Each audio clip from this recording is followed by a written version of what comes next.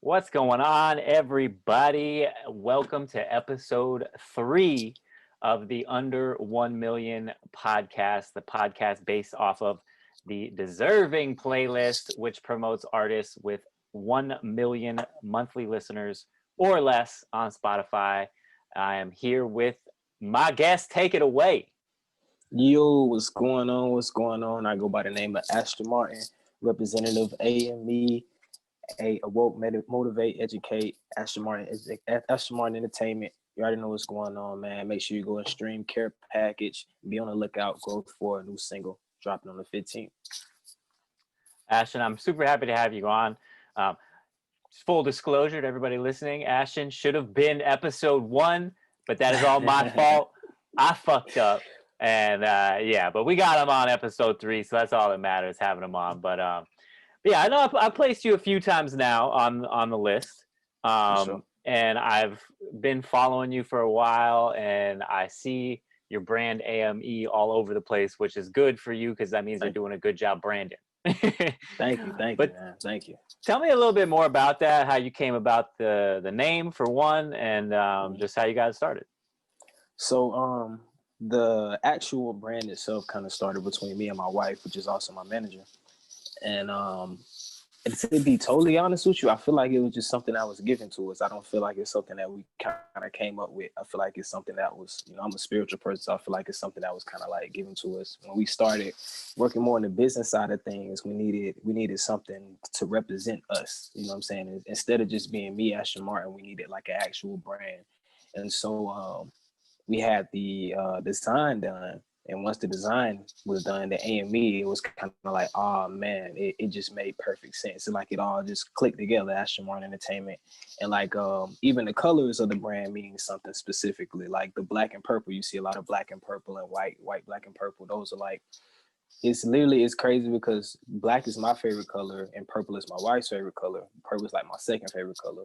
But the black represents like exquisiteness, like exclusiveness, like you know what I'm saying, like something that you don't everybody doesn't have access to. It's something that's kind of like prestigious. The purple represents like royalty pretty much. And so, that's the biggest thing behind the brand. I recently came up with the acronym Awake, Motivate, Educate. Just to like kind of have a phrase outside of the business side, kind of like something more of what we also represent, to wake, motivate, and educate everybody that's around us. So did you kind of you had the name or the AME before you even came up with the acronym? Yeah. So cause like it just flowed from my name in the beginning because of course Ashton Martin, we just added the entertainment, so that was the AME. How the AME originally came. Oh, okay, I got you. Yeah. But once we started putting it visually, that's how you see everything with the color, the purple and black, and the merchandise, and that's how all that kind of started coming more into play. Do you have like actual brand? Do you have a merch store anywhere where people can go check out your stuff? Yeah. I actually have a merch store. Just visit shop Ashton Martin ENT.com. Okay, cool. Yeah. I know that was more for people listening. I've actually already looked at the website, so I knew that. Appreciate it. Appreciate that. But yeah, man. So more about your music, because you have a very interesting style to me, anyway, and it's kind of like a. When I think about it, I think about Lil Wayne a little bit, not in the sense of the sound, but how. I don't know. For me, you kind of give off the vibe of like a rock star kind of vibe type stuff going on. It's oh man, there was one record and I can't remember the name of it. I'm gonna pull it up so I don't look stupid. I think it was the last record that I placed from you, and you had Gank in it. Is that his name? Gank. Yeah. Okay. Yeah, that was Stan. Yes. Stan, yeah, that's correct. Stan. That song, I fucking fell in love with that record, man. How did you come across Gank and hook up with him and make that record? So I'm originally from Florida, Marianna, Florida to be exact, which is like off the Panhandle area. Gang is from Pompano Beach, which is Broward County, which is like South Florida, close to Miami. And I live in Deerfield, and that's right next to Pompano. So that's I'm in Broward. I'm in Broward. You know exactly. Yeah. So it was like he had got a buzz a couple of years ago early on. He had dropped a song. I think it was Pain and Pressure.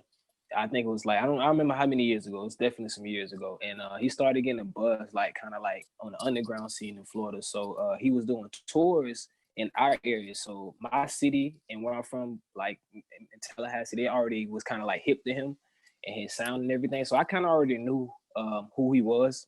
I met his manager while at Goldie Sounds in Tallahassee, just doing a tour random, just super random. And he just so happened to be there. We chopped it up, you know what I'm saying, and kind of stayed connected from there. Fast forward like some years later, this was right after I finished Care Package. And this is the reason why that song is not on Care Packages. It was like meant to kind of like lead the way for it. I'm still gonna do some more stuff with it as well, but you know, it was just random. My wife was just like, man, I think you need a good feature. Like, you know, she's just suggested Gang Gang. And I was like, huh, I would like to rock with him. Let me hit his manager up to see, you know, what we can work out. So I hit his manager up. Everybody was perfectly. So I reached out to my guy Resina, who produced the beat. He's actually in my sent it back to me, and I kind of got my written to it. And I wanted him to kind of like lead with it though. So I kind of sent him beat first instead of just making a song completely like I would normally do and then send him the part to get on. I actually wanted him to vibe how he wanted to vibe. I didn't want him to like hear me and then kind of like match me. I wanted him to actually have his own sound on there because he has his own sound. So I wanted him to like kind of create his own part first, and then I kind of told him where I was like coming in at. And then once he did that, sent it back to me, I went ahead and laid my part down, and the rest was history, man. It's funny because that's kind of how I envisioned the whole thing coming together. Because you're right, it didn't sound like you guys were in studio together, you know, making the record. And that's not to be a slight on that at all. Some records Yeah, I think sound better that way. Like you facts. said, it really captured his sound and your sound together in one record, and it flowed super well together. That's like one of my favorite records, honestly, I've ever placed on this list. So just so Thank you you, know. man. That means a lot. That means a lot for real, man. It was funny too because I was actually we were on a little mini vacay with me and my girlfriend. We were it was like a little staycation thing, so I was shooting those at a house up in West Palm, and Mm. and it was just like it was perfect for the vibe that we had going on because we were basically sitting by a poolside all day long and we were trying to get a little higher energy going on. So you Yeah. provided us with the vibes for that trip, my man. I appreciate that. Hey, thank you so much, man. Thank you so much. That's all I'm here to do. I feel you. What type of sounds did you gravitate to, you know, when you were growing up listening to hip hop, and what helped mold your sound today? Yeah, so I think I was around a lot of different sounds growing up. I was raised in the church, and my grandmother sung, my daddy sung, my daddy played the drums. So I was also learning how to play the drums early on. I was also learning about choir and like how choir structure is. And I think that's what plays in the role of how my songs are structured. You know what I'm saying? And I usually have my songs structured a certain way. I think that's what influenced that was like that and the gospel sound. Um, just also being where we're from like the country. So a lot of the older heads, they play a lot of blues. So that actually I gravitated to that as well. R&B as well. My mom was a big R&B head, so I just had I could easily tap into any a lot of the R&B legends that was, you know, before my time, you know, tapping into that. And then, you know, when I kind of got into hip hop, I fell in love with more of the up north. You know, that's what really made me fall in love with hip hop. Of course, growing up, you know, from Florida, you automatically you're gonna hear your Trick Daddies, you're gonna hear your No Limits, you're gonna hear your Cash Money. So of course that also plays a big inspiration in. But as far as like what made me really want to like do it was like just hearing like battles, random battles. You know what I'm saying? I started falling into like the people that did the battles up in Philly and New York. And I was like, oh man, how did they come up with like that type of wordplay? And that's what kind of like intrigued me. And so from there, I kind of like, you know, went back and kind of like studied up on the legends of hip hops, you know, the Pops, the Biggies, you know what I'm saying, you know, the Nas, like, you know what I'm saying, really like the core of the of the generation before me, and that's when I kind of like really started diving into, on my end on the music side. Do you have any specific favorites in battle rap? Um, who I don't really have any favorites, to be honest with you. Anybody that's like known to be cold with it, I'm probably a fan of them. I don't really have like no people that's like, oh yeah, this is my favorite battle rapper. It was just like pretty much anybody who was cold at the time. I didn't probably study their work. I know Cassidy was one, definitely growing up. But then when I started diving more into battle rap specifically, I think Cassidy was the one that was like more of the mainstream that I liked it, that actually transitioned to music and creating songs. I feel like he did a good job of that from coming from the underground battle rap world. So I think he was one of my favorites as far as like that on that end of things. Cassidy is crazy with the wordplay, man. I don't know if I've ever Oh heard man. anybody with some of the stuff that he comes up with is it's ridiculous. Now I know for me, I was a huge Cassidy fan too. So growing up, Yeah. so that I can definitely relate to you in that aspect. And he definitely helped mold more focus on writing for me as Yeah. opposed to just saying whatever you want to say. Because I think he's pretty good at staying on topic in your records. For sure. So For I sure. want to ask you this because I think the majority of underground rappers or whatever you want to call them these days, it's more of just I'm just gonna I'll find a cool beat and I'm gonna hop on it and say whatever the fuck I want to say and then just hop off and then you're good to go. So in your process, Yeah. are you more of a writer or do you kind of just let that shit come to you? Both. I'm like Okay. literally it comes randomly. So sometimes it depends on the song. If it's a song with a super, I'm really trying to focus on the subject itself. I'm tapping more the writer side and kind of like really hone in those skills and doing song structure and things like that. But sometimes it's more of a freestyle vibe. Sometimes I hear the beat and whatever that emotion, whatever it evokes in me off the rip, I'm going in with that. Like, or whatever comes to my head first, I'm going in with that. But at the same time, I feel like that comes with experience. I don't feel like if you haven't been rapping that long, I don't feel like you can just go and just willy nilly, like, you know what I'm saying? Like, just go and do it. I think like after years that it kind of come to you to be able to like lock in that, where you lock in at, and like how to take those vibes and express them properly, you know what I'm saying? But I do think it takes a certain amount of skill to do it. And I'm a writer. I write most of my material, but I can freestyle. It's not that I can't freestyle. I just rather write, you know what I'm saying? Because I want to make sure that, I'm portraying it correctly and I'm expressing myself correctly. But it's some people they just can do that like that. It can come off the top and just go in and immediately get that vibe off. And I feel like some people kind of look at those people and think everybody can do that.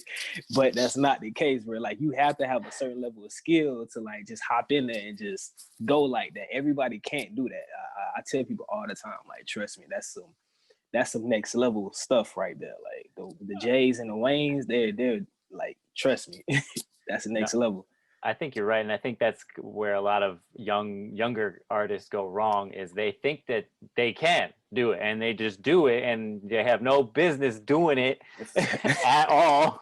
And it's like, all right, Yeah. man, that's not what we're looking for. But Yeah. and I'm not saying that that's a bad thing either, because like you said, I like you don't freestyle a lot. I can't freestyle, man. That's all. I mean, it's always been me. I just can't Yeah. do it. I mean, I can, but you don't want to hear it. I'll Yeah, just yeah, say yeah. that. It's like, nah, it's not something that I'll put on record. Nah, I think I started freestyling, so I think that's what kind of brought that skill to me in the beginning. That's how rap wise, that's how I got started, just freestyling. Then like when I seen how people react to it, I was like, oh, this is actually pretty cool. The issue was when I freestyle, I forgot what I said. You know what I'm saying? So then after a while, I'm like, okay, now I gotta start writing this down so I can actually have a song. You know what I'm saying? You can't just freestyle and then nobody's recording it. You don't got what you said. You're gonna forget it right after that. But I think that's another reason why people like Wayne and Jay are so cold. It's not the fact that they can freestyle that way, it's the fact that they can remember that. Like they can sit there and recite that in their head and go and relay it. I don't have that type of, I could not do that. Like, I don't know. I probably forget. I probably make 4 bars and then forget them as soon as I get in the booth. Like, Dang, what I was Oh saying, yeah. you know what I'm saying? Like, but I think that's what happened though. A lot of our generation was influenced by Wayne, and they seen the way he did it, and so everybody kind of think, oh, he can do it that easily. I can do it that easily, but they forget dude was rapping since like birth. Like he was signing Cash Money at like 12 or 11 years old. You feel me? It's a difference. Like he been doing this for a long time. Where is Wayne in in your scale in your list, your top 5, top 10? Where is Wayne? Because I always love to hear that because people I feel like have so many different opinions about Uh, Wayne that I don't know if Wayne will make my top 5. He'll probably make my top 10, but I don't know about top 5. Maybe top 10. He'll probably be somewhere around like I'll probably place him somewhere around like 8, or maybe somewhere between 6 and 8. Somewhere. So, not even giving like 7, 7, 8, 7, 8-ish in my what's your top 10.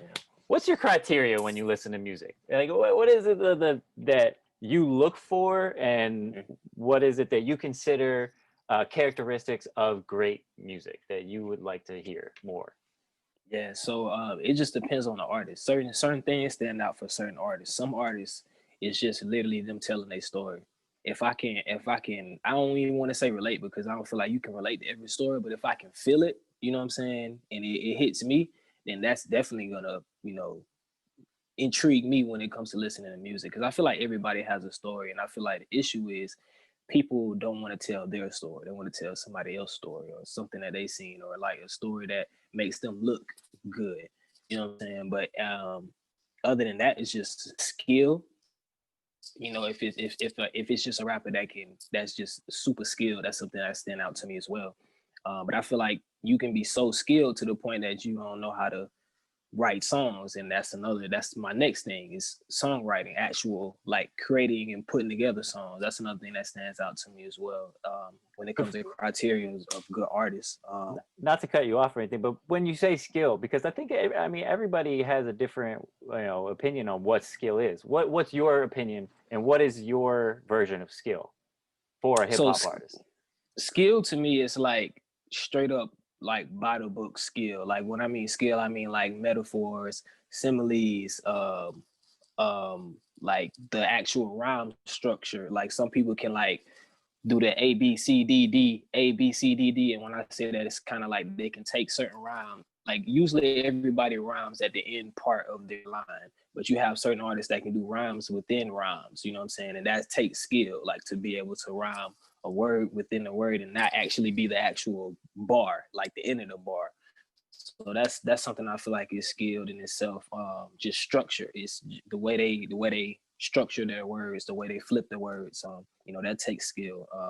It's anything when it comes to like wordplay or like the actual way that you're rapping. It can also be a skill as well. The cadence, you know what I'm saying? Your cadence, your flow. These are all like I feel like things that's is skill because these are things that don't just some people can't it come naturally, but you could tell it definitely takes work. It takes some type of experience to be able to do certain things when it comes to rap. Right. What? Excuse me. So, like, when you're looking to work with another artist, are those the things that you look for, or are you more of if I vibe with you on a personal level, I can get with you in the studio and make something special, no matter what you sound like. Are you listening to the music specifically for these guys? I think it's both with me. Okay. Like I have to have both. I have to have a vibe with you on some type of personal level. Like I may not have to know you personally, but I have to at least be able to vibe with your work personally or know your work personally. And then also, yes, it's like you said, like it's some type of skill level. But I think I'm pretty much a versatile artist. So I can work with people in different lanes that I feel like I can collab with artists that are not necessarily in the same lane as me or even close to my lane. But it also depends on what side of the collaboration we're doing. Like, is it if I'm collaborating with you or you're collaborating with me? It'd be a little bit different. Like, I'm more open when it comes to collaborating with other artists on their work. But when it comes to my work, I'm kind of particular because I usually have like a certain vision I'm trying to fit with my thing. So it's kind of like I try to get artists that fit what I'm going for. I got you on that. What topics do you like talking about in your music? Obviously I know personally more because I've listened to a lot of your shit. I listened to the entire Care Package project and some other stuff that you came out with before that. Like, what are your favorite topics to talk about that you think are important that people need to hear? Because obviously there's a lot of stuff we talk about when we're just having fun and, you know, Yeah. whatever, just talking our shit. But Yeah. that you think people really need to hear in your music.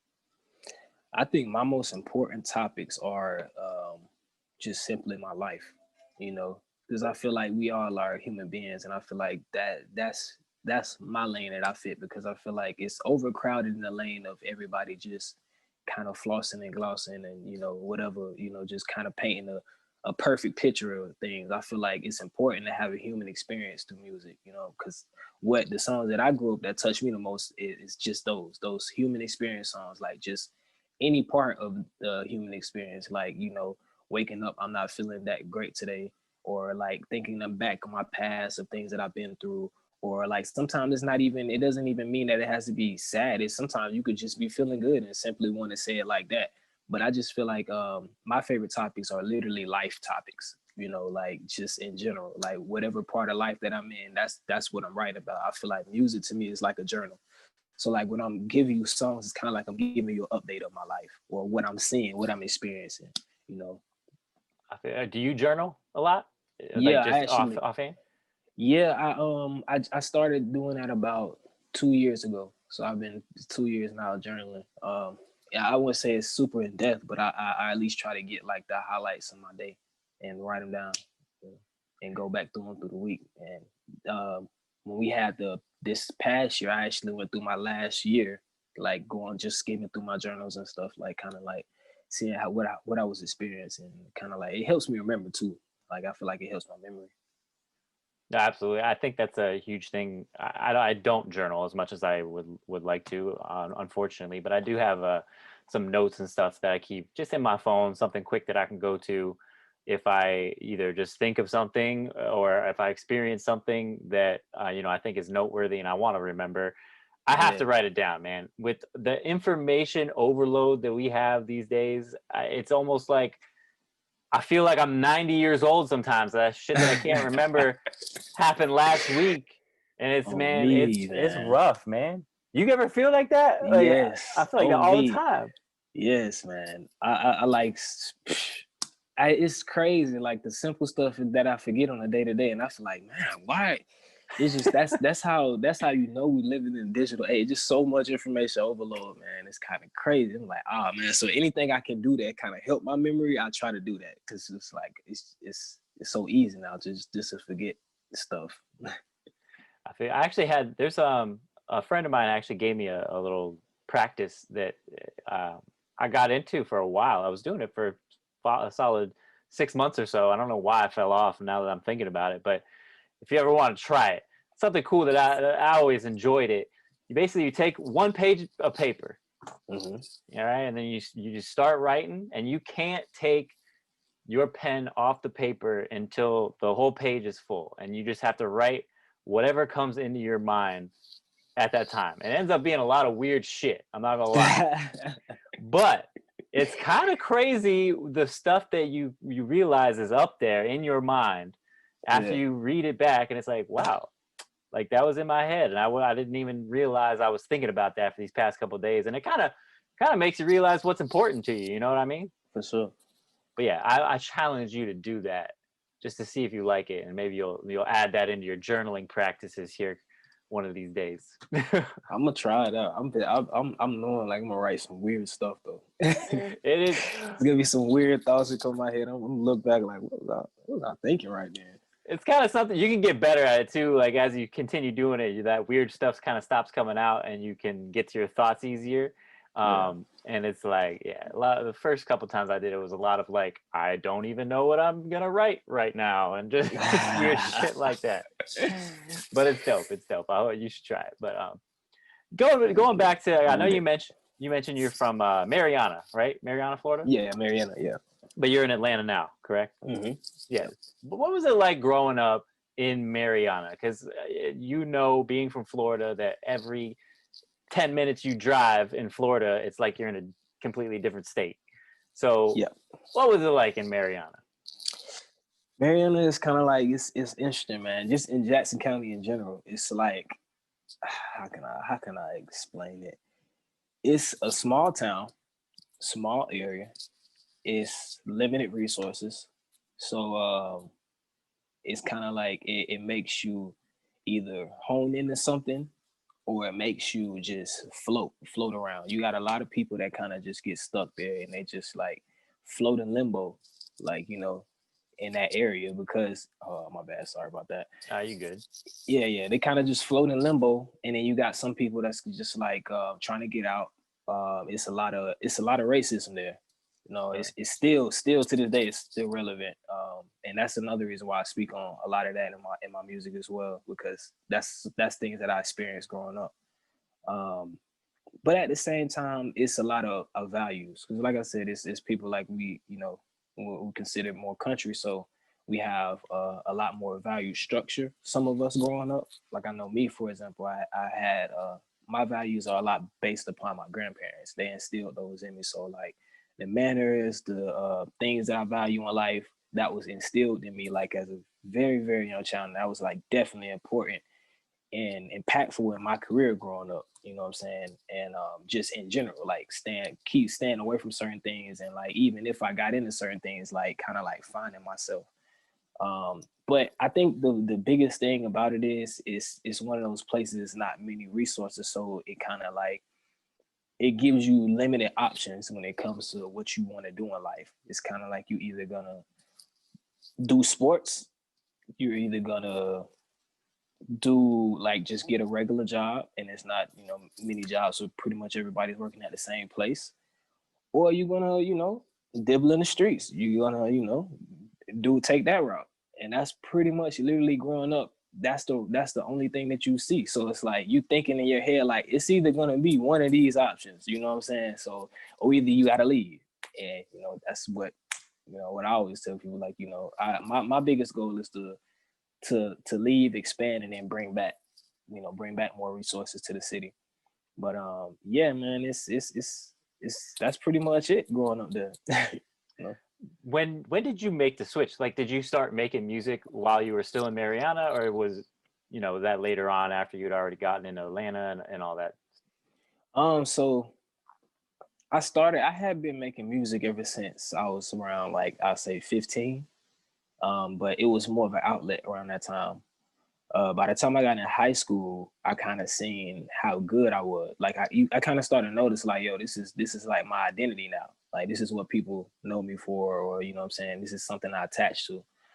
So throughout as I grew up, I started taking it more and more serious. So I had been doing music around the whole that time, but it was nothing that I'll say I invested into. It was just something that just to do for a big period of time. And I moved to Pensacola, um, and then kind of like started going further, taking my career further. Kind of start moving around, just trying to find just something, just something, an outlet, a way to get it out there. And then 2 years ago, we decided to move to Atlanta, and then that's when we kind of took that jump just to move up here. And like this is literally what we wanted to focus on at that time. And that was also when around the time my wife started managing me as well. And so yeah, from there we kind of just been full force with it. What's dope. What? I actually just asked this question to what I'd asked this question, but we talked about Atlanta with Jay Green. He was on my episode 1. Atlanta, I feel like is the source of a lot of envy in the hip hop world from people that don't live there. Me being one of them, because Yeah. I see all these all these guys from Atlanta. It's like basically a mecca of hip hop now, and but at the same time, it seems like there's a whole lot of unity between the artists that are out there, or amongst the artists that are out there, and that's not something that we have at all in South Florida whatsoever. So tell me a little bit about that and your experience with other artists while working with them in Atlanta.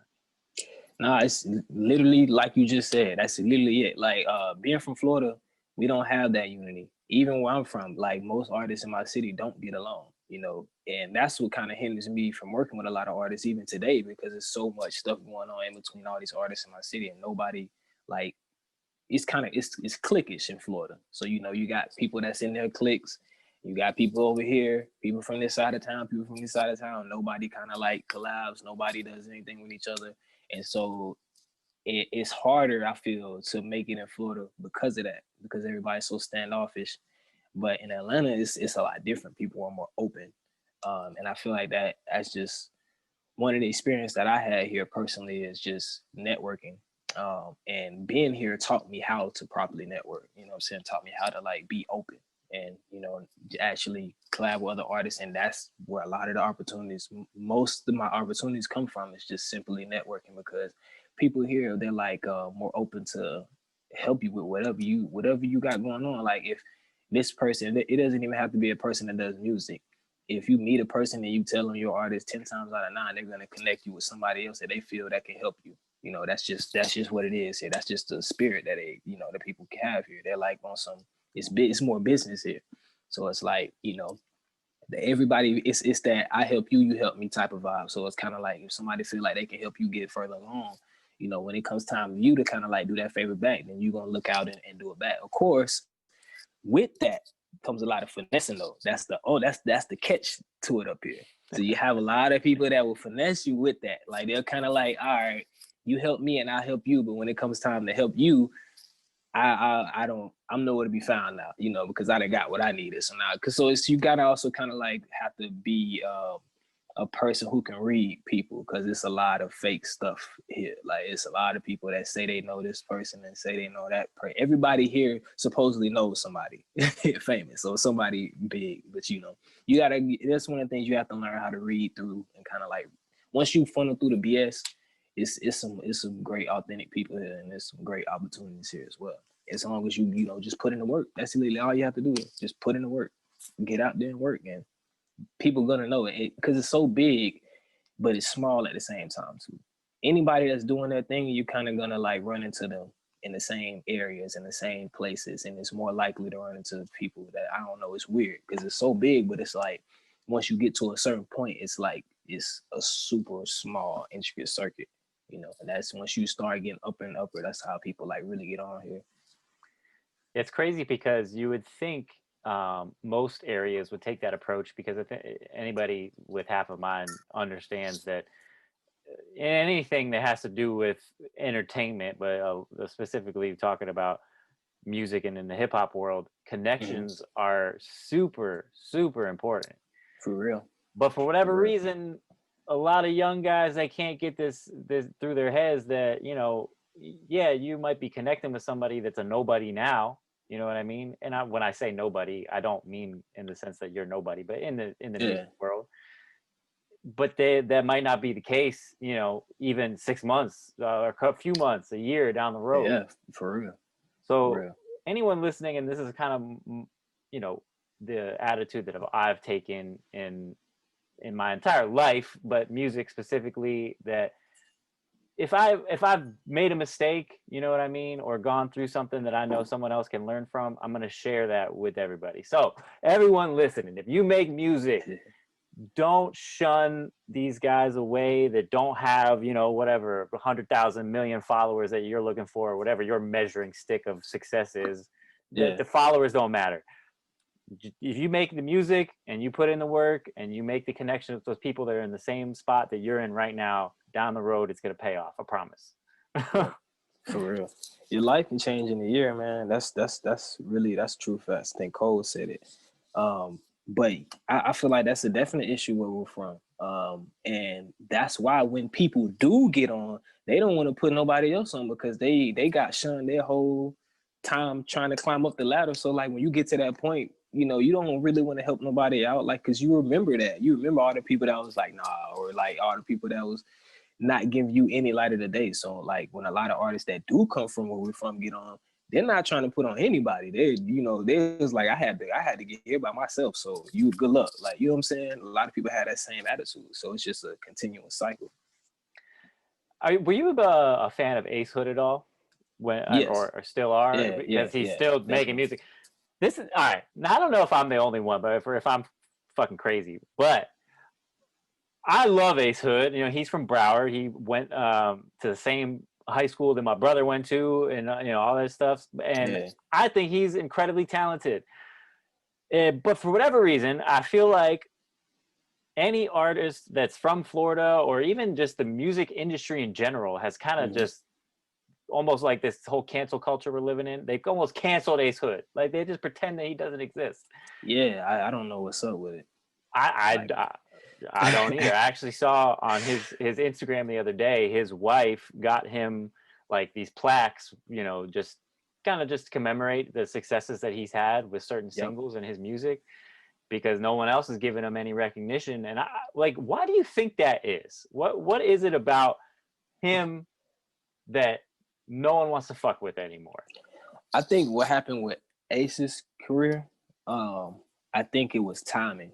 You know, I think that's what played a big role because he had like all of the components that should have, you know what I'm saying, like, you know, because you had the Khaled signature on his first feature.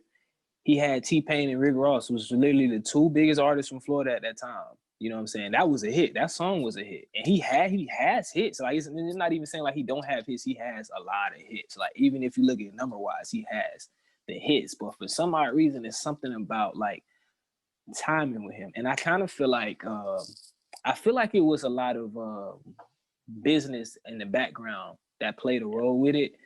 Because also looking at how young he was when he got signed, he was like, what? He was fresh out of high school. I think he was like 18, 17, Yeah, he something like that was. when he first got signed. And so, of course, I'm pretty sure he wasn't like hip on what type of deal he was doing with Khaled.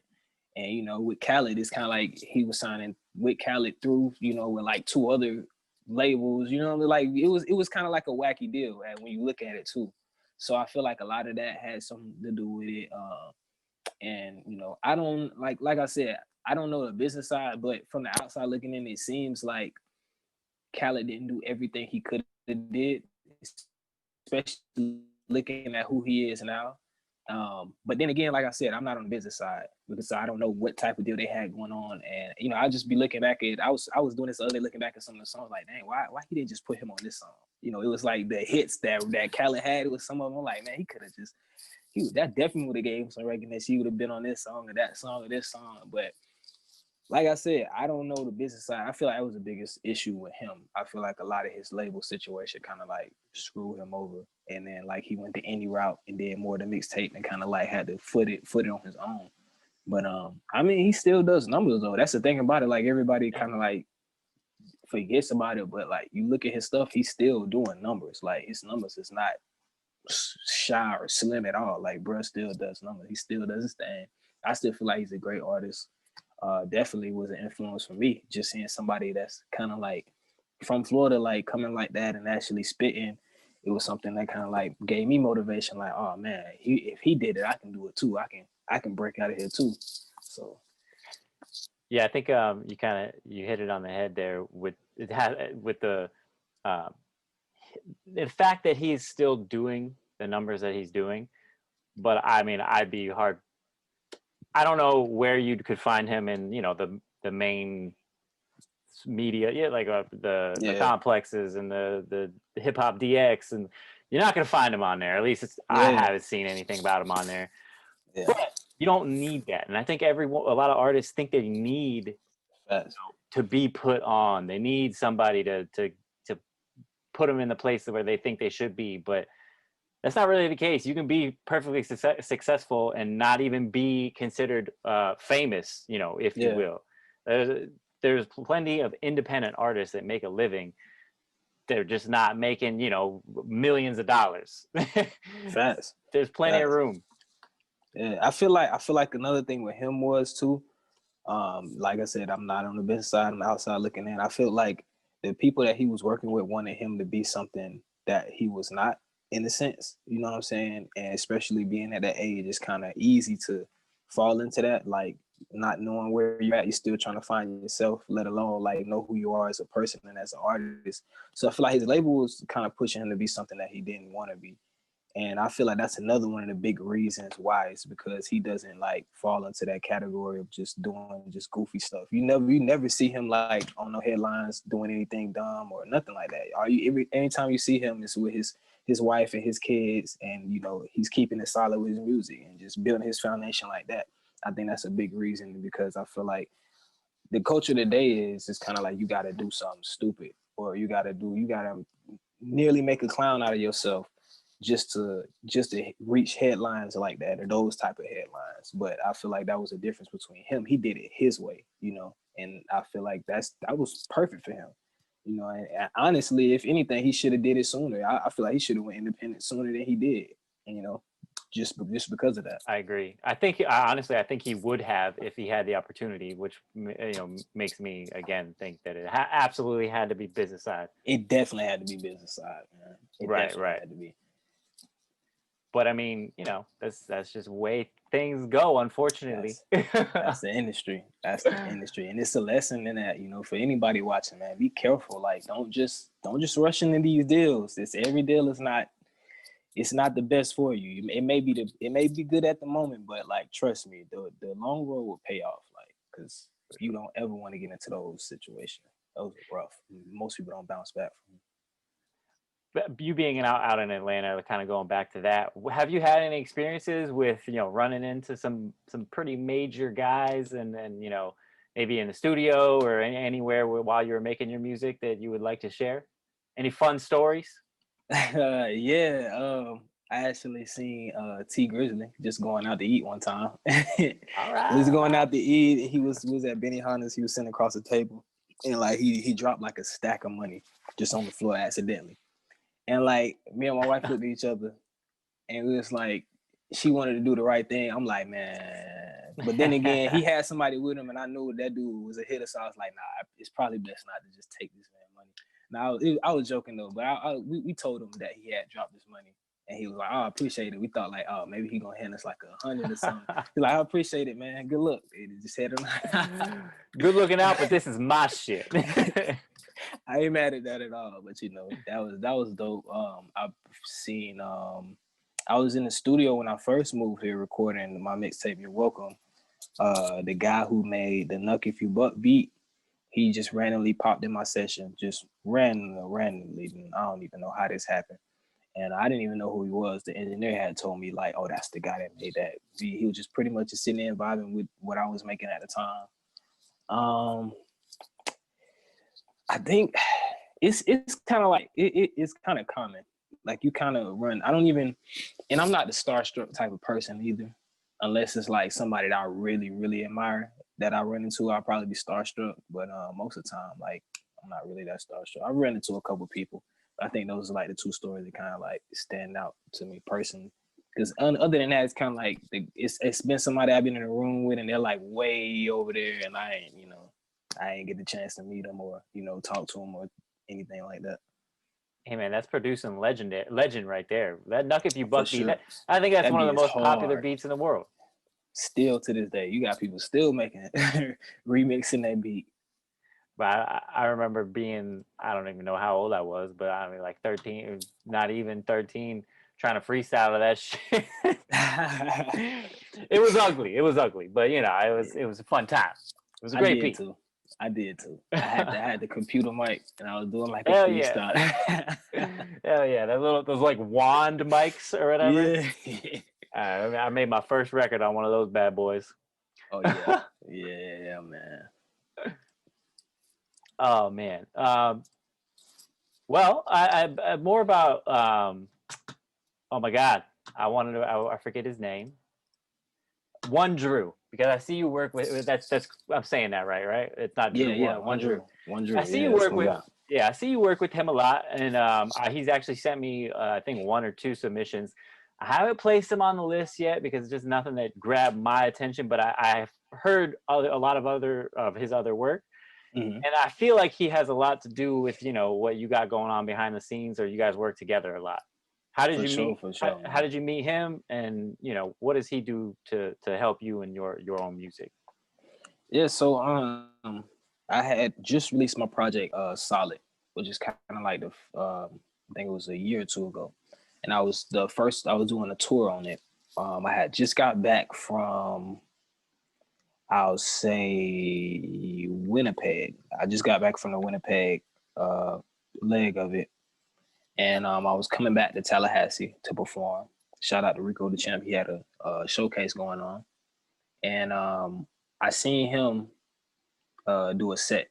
And after he did his set, I came up and talked to him. I was like, "Yo, that was dope, bro. Like, you killed it." And he was like, just bewildered that I even came up and spoke to him. Because, like I said, you know how it is. Like in Florida, like people don't do that. Like people don't just come up and congratulate you. Like, it's not normal. So he was bewildered, and I didn't even know that was like his first performance. I had no idea at the time. Fast forward a little bit, he actually purchased a Solid T-shirt from me. He bought the Solid CD at the time that I had from me, and just showing love. I was like, oh man, that's what's up. So I linked up with him in the studio. Me and my wife had kind of been talking a little bit because we had another leg, the final leg of the tour, which we were going to Toronto, and we were looking to bring somebody with us. And we was kind of talking. We was like, let's fill him out. Let's see how he is and see how we vibe, because we had some experiences where we've toured with other artists, and it gets rough, sometimes, because you got to really make sure, like, tour life is different. You got to make sure, like, who you with is somebody you can actually stand to be around for close encounters for long periods of time. So I went and had just chilled at his house. He has a studio in his house, so we was just chilling, vibing, and kind of like connected from there.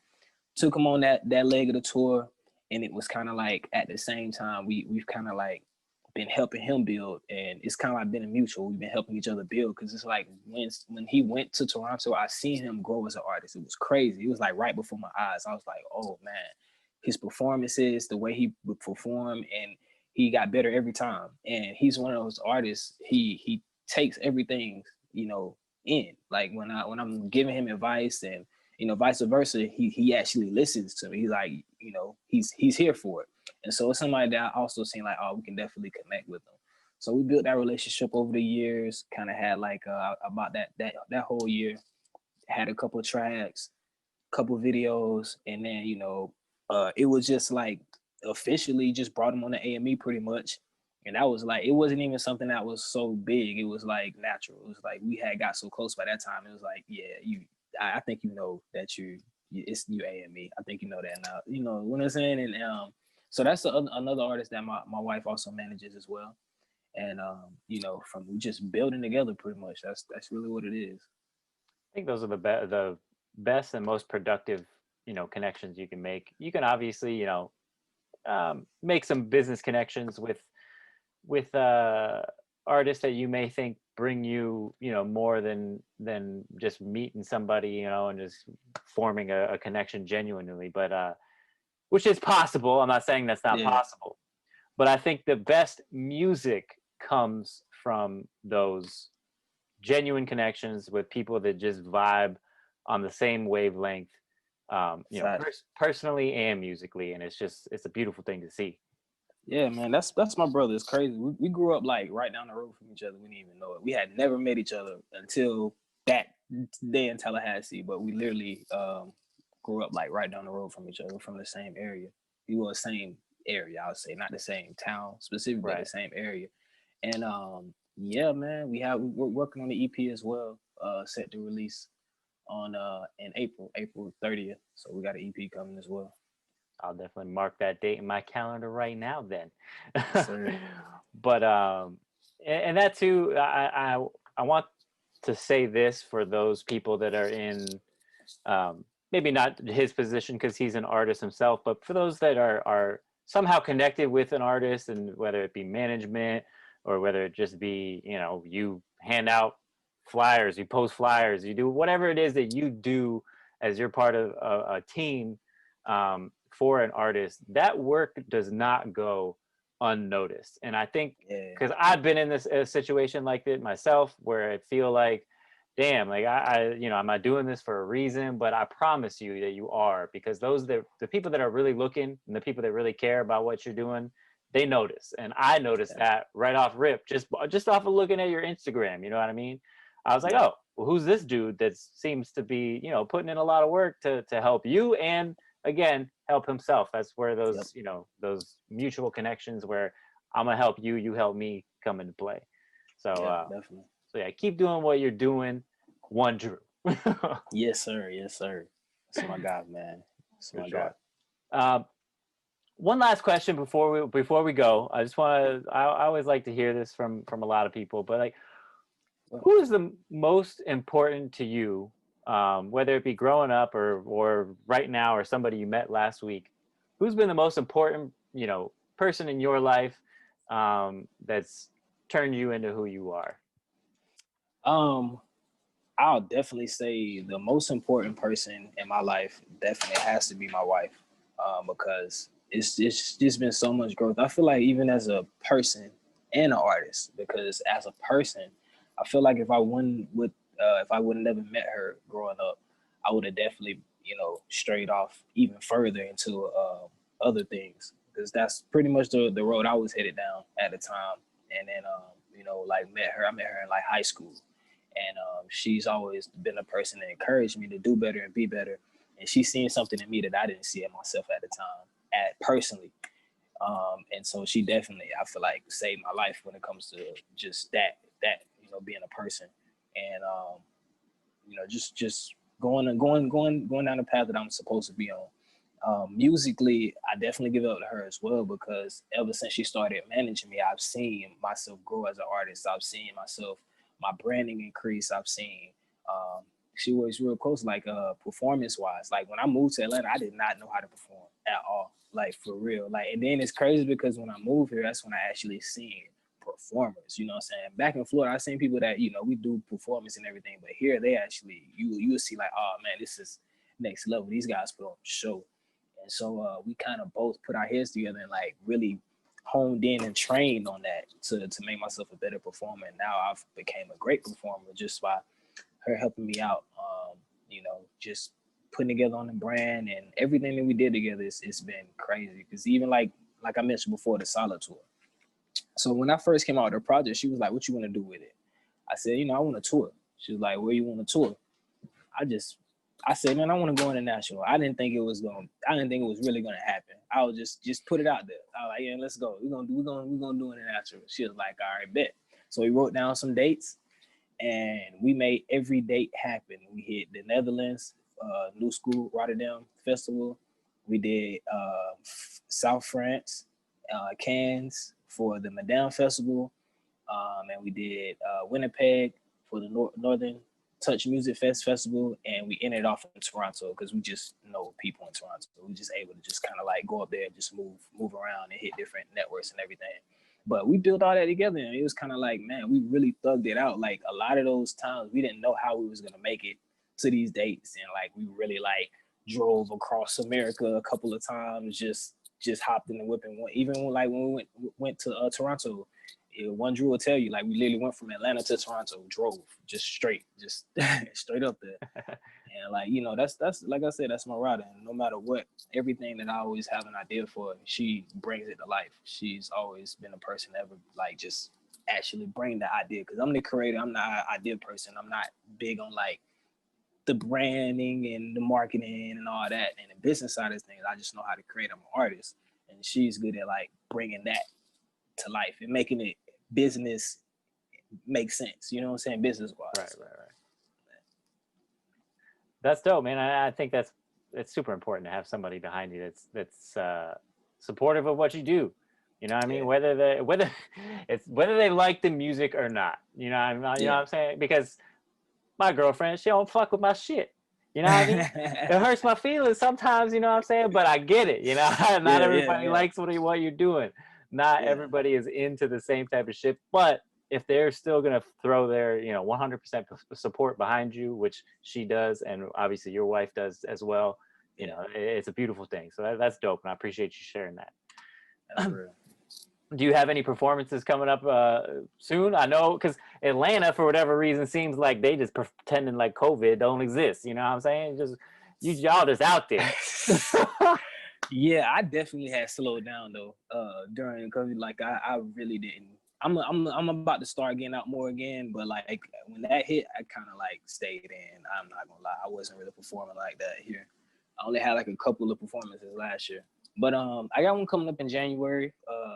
Is it January 29th, 28th, 23rd, January 23rd? I'm be in Tallahassee, Florida. Shout out to Baller Boy. He's doing the Catch My Vibe tour. I'm gonna be one of the headliners on that show. I already got anybody in the area already got the Eventbrite set up, tickets. If I got a discount code on my end too, so if you're interested in pulling up, just let me know. I'll give you the discount code and we can rock out. But that's definitely gonna be a vibe. I'm gonna be performing my new single, Growth 4, which drops on the 15th. And I'm also going to performing some unreleased work off the EP that I'm working on, which is self-entitled Growth 4. And that's going to be dropping in the March the 12th. March 12th. Yeah, March 12th. Dope, man. Well, I mean, I'm about wrapped up here. I'm trying to limit these episodes to about an hour. I don't know. I might have to extend that because I feel like I have a ton more questions, but I'm out of time. Yeah. But yeah, I'd definitely love to have you back on, and I appreciate it. I'm just going to go ahead and let you wrap up. If you have any other shout outs, any other dates coming up, now's the time to do it. Yes, sir. So yeah, man, like I said, I go by the name of Ashton Martin. Shout out to the whole city. Shout out to 850 Jackson County, Mariana, all that. Man, support the merch. We got new merch coming. We just dropped the hoodie line. So we got masks now, we got mugs, we got shirts, long sleeve and short sleeve, different colors. Man, support the merch. Like I said, Growth 4, new single, is dropping on the 15th. Performance on the 28th in Tallahassee, Florida. Shout out to VHS. That's the spot we're gonna be in at the time. Look out for the EP Growth 4, dropping on March the 12th. And then look out for In Due Time, which is the collab EP with me and One Drew, dropping on April the 30th. Dope. Again, man, thank you for coming on. Thank you for having me. Yeah, anything that he just mentioned to anybody listening, any links that he's got, I will put down below for all of you watching on YouTube. If you're listening on any podcasts, you're just gonna have to go to YouTube to find the links. I'm sorry, I don't know. You ain't got no way to go to it to see them. Yeah, but man. that's what they're gonna have to do. Follow me on it's Ashton Martin on all platforms. There you go. DM me whatever you need. I got you. There you go. Well, just you don't have to hang up just yet. I'll speak with you a little bit after this. But again, thanks for coming on. Everybody listen. Thank you.